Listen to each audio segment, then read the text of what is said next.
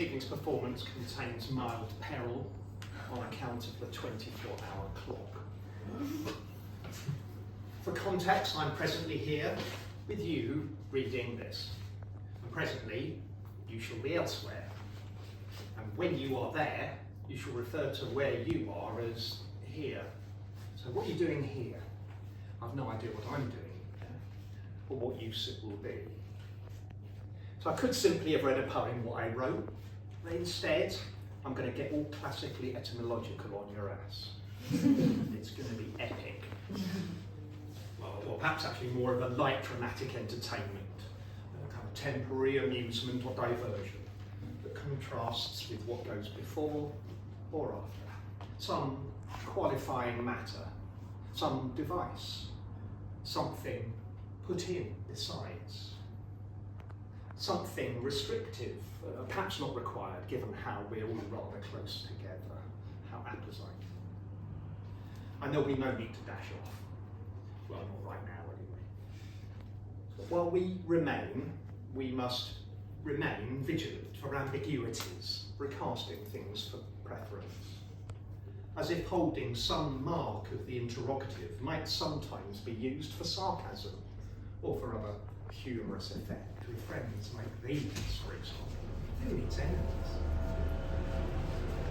Something close to a golden arch there is served instead something briefer for the Brit here, properly spaced out. Oh man, them's the rules. And we must apparently avoid overuse unless reproducing antiques. And if all that wasn't enough to gain attention, you could always replace your colon. So, serving then perhaps as something a little more kind of casual, although everyone understands what is serious and what is not, and while we knew the party would last far longer than planned, there is nothing, absolutely nothing, half so much worth doing as simply messing about in boats. Sorry, I digress. So to digress is to leave the main subject temporarily in speech or writing, turning aside like Sir Thomas More in 1529, which is just before 3:30. Perhaps taking a step away from the main Roman drag for a digresso, masquerading an anachronistic coffee in 16th century Italy, or apropos of another drag, causing for a shearer's mid-morning smoko en route to the goldfields. So actually back now in the preface with a poet doomed at last to wake a lexicographer. May we now realise that to articulate meaning, to reach towards creating that elusive, perfectly accurate definition, is in fact to chase the sun. But to what end? A theme perhaps, a thesis? Close enough.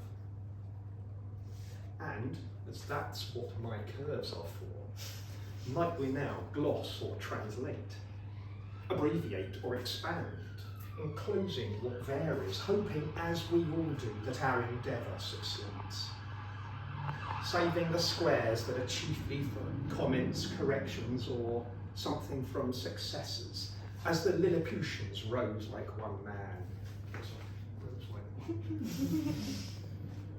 Braced here instead to cross the fields we know with the curly patterns of our prosody, as we've been setting something explanatory in some concrete sense since 1715, which unfettered habit, tic and affectation will suggest is 5:15.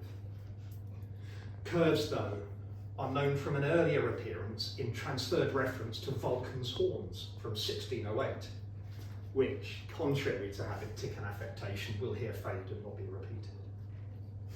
Something we can punctuate regardless, and perhaps in a more angular sense, we might also derive what gives with something more than, except of course for those occasions where our source is defective, a neighbourly pedagogue perhaps, cities away from the chancery.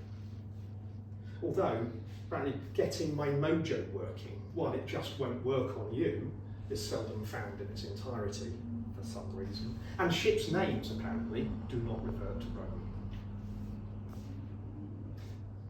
Clarifying expressions by grouping those affected instead by a common operator, enclosing the components of a vector or elements of a matrix. Used sparingly, of course, we might actually remove a very real doubt. Perhaps about the 7 cartons of Raphael Urbino, ranged right on the measure if there's room, where a bargain's a bargain, and something missing may be silently corrected. The typesetter's rounded parents, perhaps, clipped thus far, for we're talking downtime for a stoppage, or a surcease for that smoke. God lordy, they're everywhere. So I sense it really is now time to dash.